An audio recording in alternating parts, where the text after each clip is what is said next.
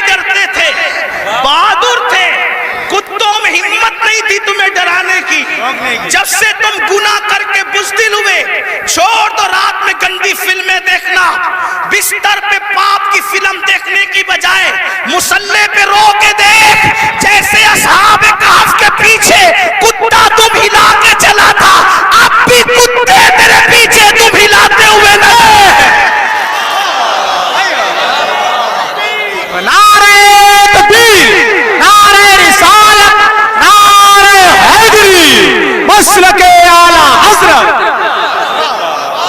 मुरादाबाद वालों, हिंदुस्तान में रहने वाले कुत्ते बहादुर नहीं हुए, तुम बुज़दिल हो गए। बुज़दिली से निकलो, कुत्ता फिर कुत्ता है। मैं किसी को नहीं कह रहा हूं, मैं तो कुत्तों पे बात कर रहा हूं। उम्मीद है कि मुरादाबाद के कुत्ते अगर पास में बैठ के सुन रहे हैं तो उनको बुरा नहीं लगना चाहिए।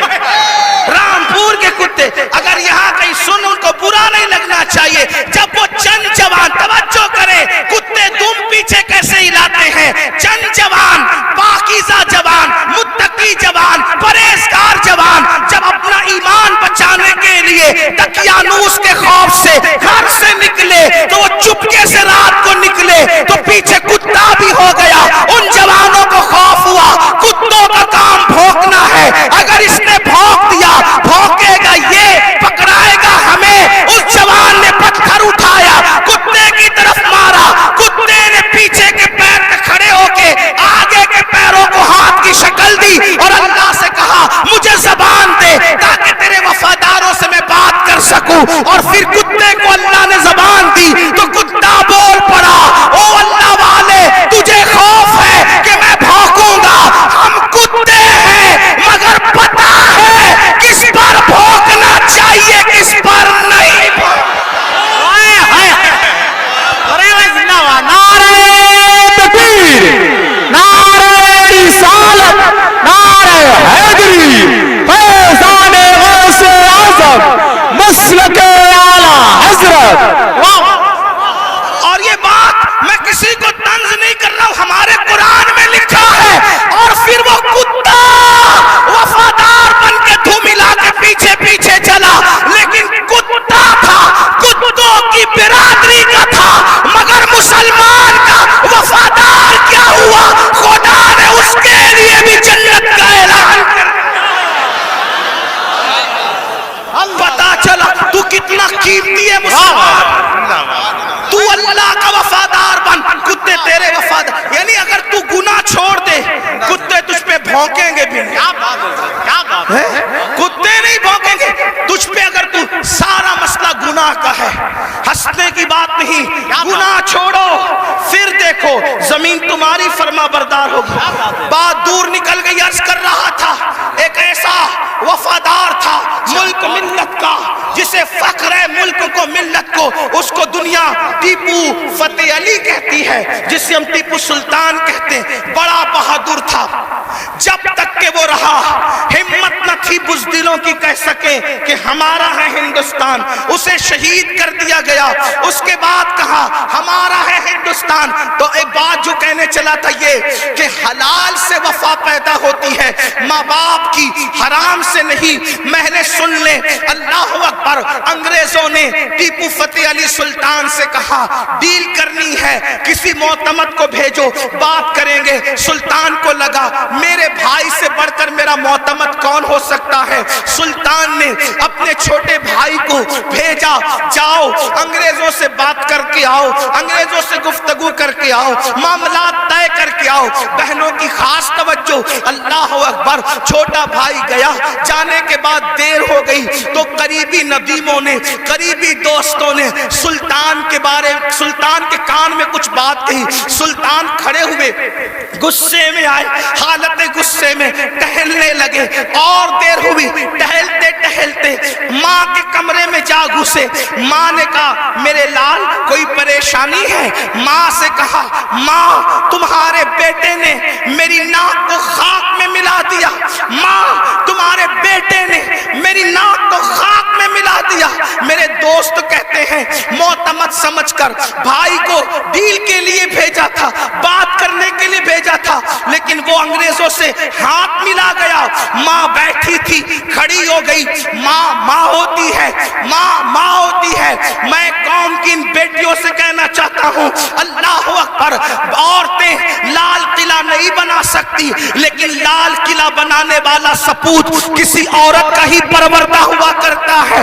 عورتیں فاتح بدر و حنین نہیں ہو سکتی, لیکن فاتح بدر و حنین کسی عورت ہی کا تیار کرتا ہوتا ہے. اللہ اکبر. عورت فاتح خیبر نہیں ہوتی, لیکن فاتح خیبر کو جنم دینے والی کوئی عورت ہی ہوا کرتی ہے.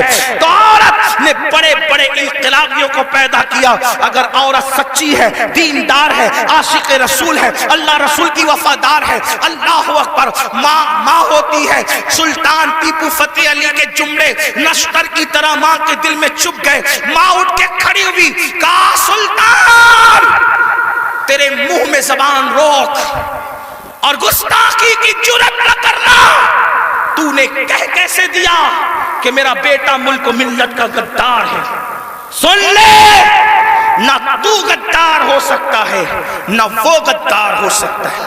تاخیر کسی وجہ سے ہو رہی ہوگی, میرے دودھ کی وفا پر سوالیہ نشان کھڑا مت کر. میرا کوئی بیٹا ملک ملت کا غدار نہیں ہو سکتا.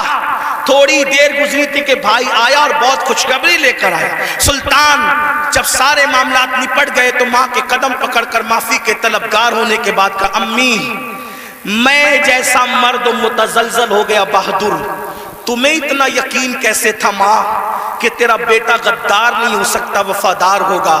تب ماں نے کہا تھا, بیٹا مجھے اپنے آپ پر نہیں رسول اللہ کی نسبت پر یقین ہے. جب میں نے تجھے اور تیرے بھائی کو دودھ پلایا تو کبھی بغیر وضو دودھ نہیں پلایا. ہمیشہ میں نے با وضو مدینے کے تاجدار پر درود پڑھتے ہوئے دودھ پلایا ہے. یہ وضو اور درود کی برکت ہے کہ میری کوئی اولاد ملک ملت کی کبھی غدار نہیں ہو سکتی. سود کا پیسہ کما کر بچوں کو حرام کھلا کر چاہتے ہو تمہارا بیٹا فتح علی بنے, یاد رکھنا یہ بہنیں ہیں, سیریل دیکھتے ہوئے بچے کو دودھ پلائے گی, زنا کے مناظر دیکھتے ہوئے دودھ پلائے گی, گندے گانے سنتے ہوئے دودھ پلائے گی. ان کی گود میں صلاح الدین جو بھی پیدا ہوگا ہرگز نہیں. ڈاکو, لٹیرے, بے غیرت, بے حیا, جتنی گندگی کے ٹائٹل ہے تمہاری کوکھ سے جنم لیں گے. کیوں؟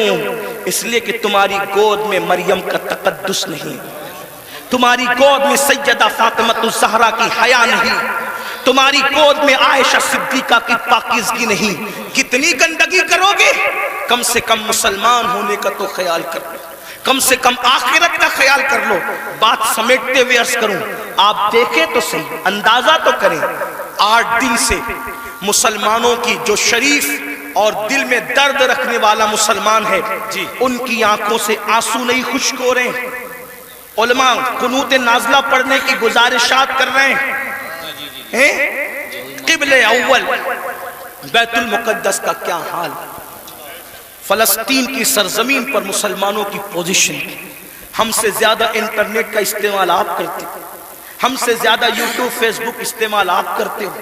دیکھو ان کے گھروں کا حال, غور کرو, سوچو, توجہ کرو. نہیں دیکھی وہ کلپیں, ایک ماں کے 2 بچے, دونوں شہید ہو گئے, اس کی گود اجڑ گئی. میں یہاں جو مائیں اور بہنیں موجود ہیں ان سے کہنا چاہتا ہوں, کسی ماں کی گود کا درد ایک عورت سے زیادہ کون محسوس کر سکتا ہے.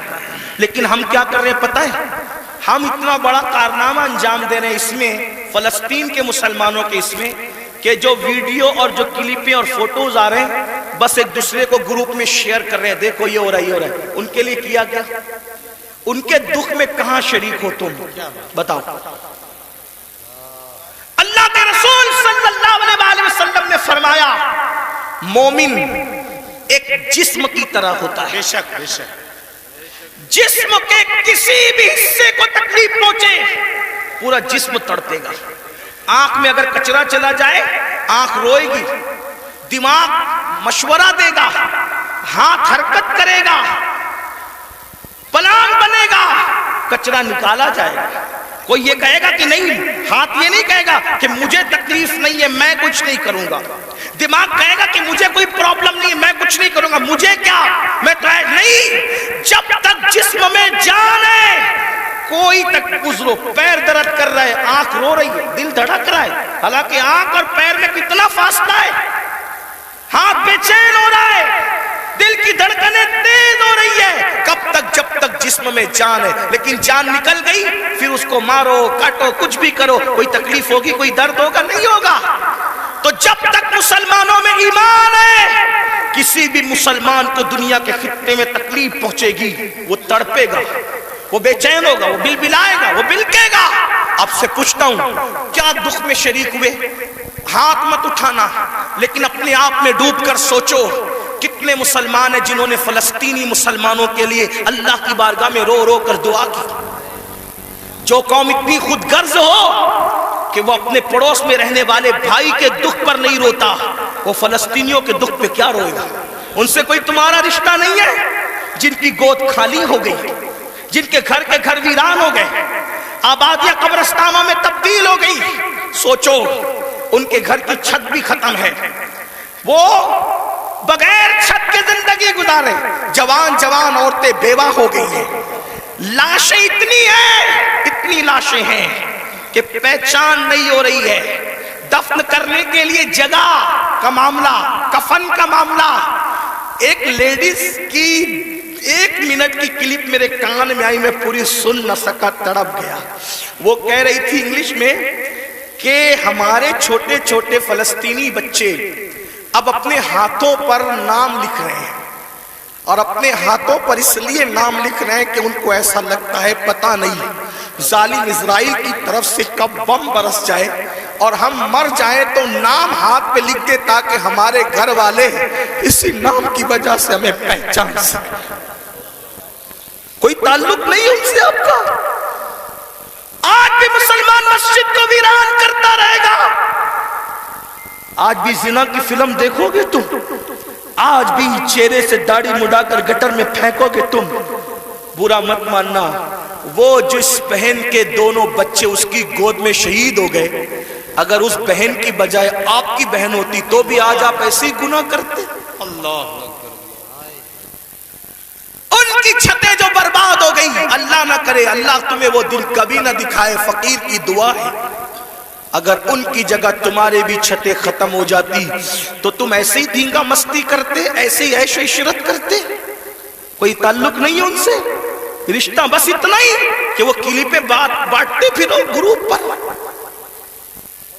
ارے کم سے کم یہ تو سوچا ہوتا کہ ہزاروں کلومیٹر دور ہم ہیں، ان کی کوئی مدد نہیں کر سکتے۔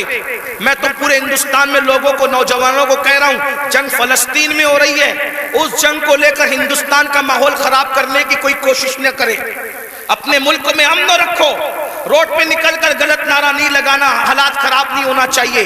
کیا مدد کر سکتے ہو؟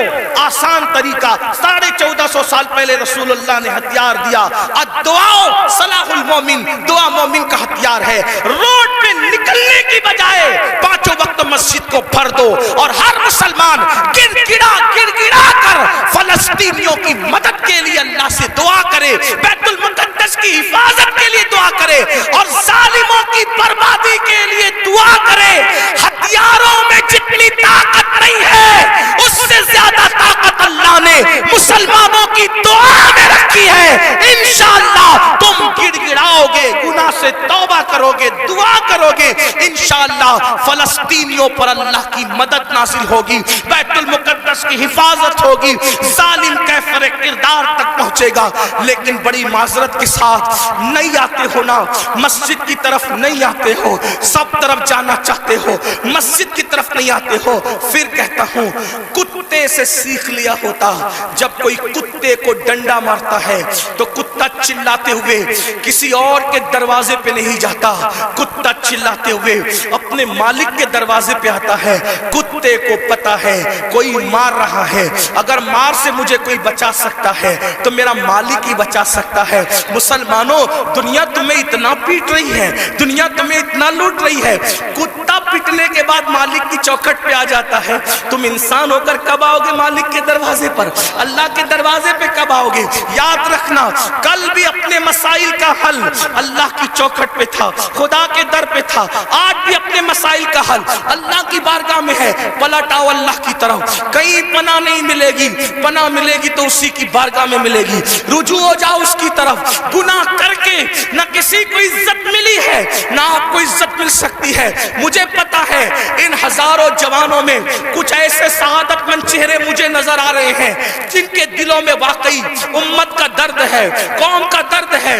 وہ پلٹیں گے، وہ توبہ کریں گے، وہ نادم ہوں گے۔ ہاں میری قوم کے جوانوں، ضرور یاد رکھو ہر دروازے پہ جا کر کے اگر انسان جرم کا اعتراف کرتا ہے، دنیا کی عدالتوں کا دستور ہے جہاں پر جرم کو قبول کر لو تو عدالتیں سزا سناتی ہے۔ ایک میرے اللہ کی عدالت ہے، وہاں جرم قبول کر لو تو سزا نہیں سنائی جاتی بلکہ معاف کر دیا جاتا ہے۔ ہر جگہ کا دستور ہے کہ اگر جرم قبول کر لو تو لوگ ذلیل کرتے ہیں۔ یہ میرے اللہ کی شان ہے، جرم قبول کر لو تو یحب التوابین کا خوبصورت تمغہ گلے میں ڈال دیا جاتا ہے اور محبوب بنا لیا جاتا ہے۔ تو آؤ نا میرے بھائیو، اللہ سے دور کیوں ہو؟ وہ اللہ جس کا فرمان ہے کوئی میری طرف چل کے آتا ہے تو میری رحمتیں اس کی طرف دوڑ کر جاتی ہے۔ یاد رکھنا لڑکا لڑکی کے ناجائز تعلقات میں کوئی لطف نہیں ہے، یہ توائی ہے۔ آؤ اللہ سے تعلق جوڑیں، کیا بات، واہ، آؤ اس کے قریب ہو جائیں۔ سبحان اللہ۔ میں نے تو یہ بزرگوں سے سنا بھی اور محسوس بھی کیا، سب سے تعلق جوڑنا مشکل ہے۔ توجہ ہے؟ کیا بات جی حضرت، رضا نگر رامپور والوں توجہ ہے، گرد نواز سے آنے والے سب سے تعلقات بنانا مشکل ہے۔ سب سے آسان اگر کسی سے تعلق بنانا ہے تو اللہ سے۔ جلدی ناراض نہیں ہوتا، سبحان توجہ، کیا بات، جلدی ناراض نہیں ہوتا، جلدی راضی ہو جاتا۔ واہ، رب کو منانا بہت آسان ہے، لیکن یہ میری قوم کی جفاکاریوں کا ماتم کون کرے؟ سب کو منانا چاہتے ہیں، رب کو نہیں منانا چاہتے، کیونکہ رب کی ناراضگی کی ان کے پاس اہمیت کیا ہے؟ سیٹ ناراض نہیں ہونا چاہیے، بیوی ناراض نہیں ہونا، حتیٰ کہ جن بچوں کو ہم نے پیدا کیا، جو ہم سے پیدا، وہ بچے ناراض نہیں ہونا چاہیے۔ بچے کہے بیٹا ابا کھلونا لے کر آنا، بھول گئے تو کہتے بیٹا سوری، سوری بیٹا نہیں لا سکا، بھول گیا نا، کل لائیں گے، اس سنڈے نہیں لے کر کے چلے تفریح کے لیے۔ ہم بھی 50 بار سوری بول چکے اپنے بچوں کو، اس لیے کہہ رہا ہوں۔ ہاں لیکن آپ سے پوچھتا ہوں، اپنے چھوٹے چھوٹے بچوں کو منانے کی فکر ہے؟ وہ یار، وہ رب، اب ذرا غور کرو اس کی نعمت پہ غور۔ چلے بات میں ختم کرنے لگا تھا، لیکن ایک بات بہت سوچنے کی ہے جی حضرت، اس کی نعمتوں پہ غور کرو۔ اللہ تعالیٰ پیدا ہونے سے لے کے مرے دم تک ہمیں آکسیجن دیتا ہے۔ اپنے گھر پہ کیا بل آتا ہے مہینے کا؟ کیا بات، کسی گھر بھیجا اللہ پاک نے کوئی بل بھیجا؟ کچھ مانگا اللہ نے؟ اگر 8 گھنٹے ڈاکٹر آکسیجن لگائے نا تو اتنا لمبا بل آتا ہے کہ انسان سوچنے لگتا ہے کہ میں کہاں چلا گیا تھا۔ یہی ہے نا جی، ڈاکٹر نے 8 گھنٹے کی آکسیجن دی تو ہزاروں وصول کر لیا، ہے نا؟ ہے نا؟ اللہ تعالیٰ نے پوری زندگی آکسیجن ہمیں فری میں، کچھ مانگا؟ بولو تو کچھ مانگا اللہ نے؟ مجھے بتاؤ تو صحیح، کچھ مانگا اللہ نے؟ کچھ نہیں۔ یہ زمین اللہ نے دی ہے چلنے کی، آسمان کا سائبان۔ میرے بھائی جب سوتے ہو نا تو یہ کیڑے مکوڑے ہمارے ناک اور کان میں نہیں جاتے۔ 99% لوگوں کے کان میں کیڑے مکوڑے، حالانکہ کیڑے کی فطرت ہے کہ جب سوراخ دیکھے گا تو اس میں گھس جائے گا۔ کیوں نہیں جاتے پتہ ہے؟ 60 فرشتے ہر انسان پر اللہ نے حفاظت کے لیے مقرر کر رکھا ہے۔ ناک اور کان میں کیڑے بھی نہ جائے میرا اللہ بچاتا ہے۔ سوچو تو صحیح نہیں، غور کرو۔ گھر سے نکلتے ہو نا اللہ کا نام لے کر، 2 فرشتے حفاظت کے لیے مقرر کرتا ہے جب تک گھر پر لوٹ نہیں جاتے۔ ماں کے سینے میں دودھ کس نے پیدا کیا؟ پیدا ہونے سے پہلے اللہ نے، اور سینے میں دودھ پیدا کرنے کے بعد ماں کے دل میں ممتا بھی پیدا کی کہ اس کو پلا۔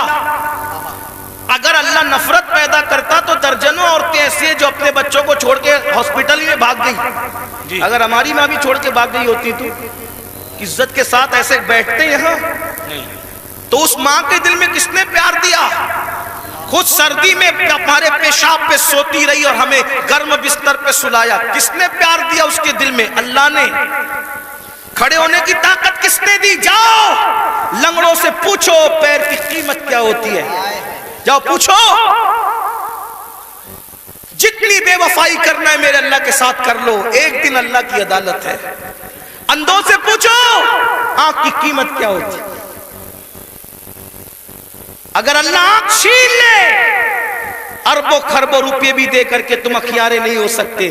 اسی کی دی ہوئی آنکھوں سے اسی کی نافرمانی اس کے نبی کے دل پہ کیا گزرتی ہوگی؟ سوچو تو صحیح، جا کر کے پوچھو زبان کی قیمت کیا ہوتی ہے، جس کی آواز نہیں نکلتی، جس کو منہ نہیں ہے، اتنی ساری نعمتیں لے کر بیٹھے ہو، پھر اس سے بے وفائی۔ اقبال نے کہا تھا بتوں کو تجھ سے امید، بتوں سے تجھ کو امیدیں، خدا سے نامی دی، مجھے بتا تو صحیح اور کافری کیا ہے؟ کفر کس چیز کا نام ہے؟ کہتے ہو اللہ نے ہمیں دیا کیا؟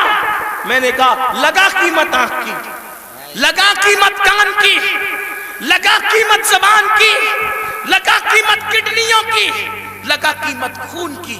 ارے جن کو ڈائلیسس کیا جاتا ہے ان کو کتنے روپے ہر مہینے خرچ کرنے ہوتے ہیں، میرا اللہ روزانہ تازہ خون پیدا کرتا ہے، کچھ مانگتا ہے اس کے عوض میں؟ کچھ نہیں مانگتا، پھر بھی اس سے بے وفائی۔ کب تک ادھر ادھر بھٹکتے رہو گے؟ موت ہے۔ کب تک اس سے جفا کرو گے؟ موت ہے۔ کب تک اس کو ناراض کرو گے؟ موت ہے۔ میرے بھائیوں اتنا سوچو، دنیا میں اتنا دیا ہے، آخرت میں کتنا دے گا؟ وفادار تو بن کے دیکھ، وفادار تو بن کے دیکھ۔ سب کے لیے روئے ہونا، کبھی میرے اللہ کے لیے بھی رو کے دیکھ۔ سب سے دوستی کا ہاتھ بڑھایا نا، کبھی اس کے بھی دوستی کا ہاتھ اس سے بھی بڑھا کے دیکھو، کبھی ادھر بھی قریب آ کر دیکھو۔ میں پورے یقین سے کہہ رہا ہوں جس دن تم اس کے ہو جاؤ گے تمہیں کسی کی دعا کی ضرورت بھی نہیں پڑے گی، تم خود جس کے سر پہ ہاتھ رکھ دو گے اس کی قسمت بدل جائے گی۔ جس کے گھر میں تم جا کے بیٹھ جاؤ گے برکتوں کا نزول ہوگا، اس کے ہو کے تو دیکھو۔ آسان ہے اس کا بننا، گناہ سے نکلو، توبہ کرو، اللہ کو مناؤ، اللہ کو گڑ گڑاؤ، اللہ کی بارگاہ میں گڑ گڑاؤ، آہو بکا کرو۔ سب کے لیے رو چکے، اس کے لیے رو کے دیکھو کتنا سکون ملتا ہے۔ سب کے پاس گڑ گڑا چکے، اس کے پاس گڑ گڑا کے دیکھو کتنا قرار ملتا ہے۔ سب کے یہاں عرضیاں لگا چکے، اس کی بارگاہ میں عرضیاں لگا کر کے دیکھو۔ آخری جو بات کہنی ہے سنیں۔ ایک بہت خوبصورت جوان تھے، حضور علیہ السلام ان سے پیار کرتے تھے کیونکہ جوانی میں وہ سردار بن گئے تھے۔ سردار کس کے؟ قبیلے کے، قبیلے کے سردار بن گئے تھے۔ اس خوبصورت جوان کا نام حدیث میں دہیہ کلبی آتا ہے، بنو کلب کے سردار تھے، دہیہ نام تھا، دہیہ کلبی۔ حضور کی تمنا تھی یہ جوان سدھر جائے، یہ جوان، حضور جوانوں سے بہت پیار کرتے تھے اور جوانوں کے سدھرنے پہ حضور کو بڑی خوشی ہوتی تھی۔ اور حضور علیہ السلام جن جوانوں کے پیچھے کام ہوتی تھی ان جوانوں کے لیے بہت دعائیں بھی کرتے تھے، اس لیے کہ جوان جوان ہوتا ہے۔ حضور کی خاص توجہ جوانوں کی طرف تھی۔ دیکھو حضور علیہ السلام کے صحابہ حضور کے پردہ فرمانے کے تقریباً آدھی صدی تک کے لوگوں کی رہنمائی کرتے رہے، بلکہ پونا صدی تک۔ تو جو لوگ سب جوان تھے تبھی تو نا سعد ابن ابی وقاص اس وقت جنگ میں شریک ہوئے جب ان کے چہرے پہ داڑھی بھی نہیں نکلی تھی۔ مولا علی 9 سال یا 8 سال کی عمر کے تھے جب آپ نے کلمہ پڑھا۔ حضرت سیدنا فاروق اعظم 30-32 سال کے تھے جب آپ نے کلمہ پڑھا۔ حضور نے ٹارگٹ جوانوں کو کیا، اس لیے میرا بھی دلچسپی کا عنوان میری قوم کے جوان ہے۔ مجھے پتا ہے جب کوئی جوان سدھرے گا انقلاب آئے گا، بلکہ جوان سدھرے گا تو بڈھے اور بچے دونوں سدھر جائیں گے۔ کیوں؟ کیونکہ جب جوان بیٹا مسجد جائے گا، جوان بیٹا مسجد جائے گا تو بوڑھا تو شرم کے مارے مسجد نہیں ہے کہ وہ سدھر گیا، اب میرے پیر قبر میں لٹک رہے، میں گھر میں کیسے بیٹھوں؟ اس نے تو سدھر نہیں ہے۔ لیکن جوان باپ کو جب بچہ مسجد جاتے دیکھے گا تو بچہ باپ کی انگلی پکڑ کر خود ہی جائے گا۔ تو ایک جوان سدھار دو، گھر کے دو خود ہی سدھر جائیں گے۔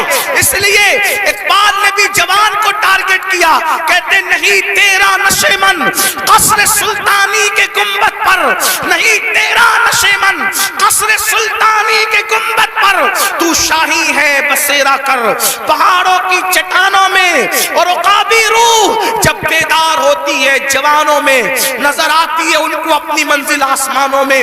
چھوڑ دو گناہ، اگر جوانی میں گناہ چھوڑ دو گے اللہ کے محبوب بن جاؤ گے، اللہ کے مقبول بن جاؤ گے۔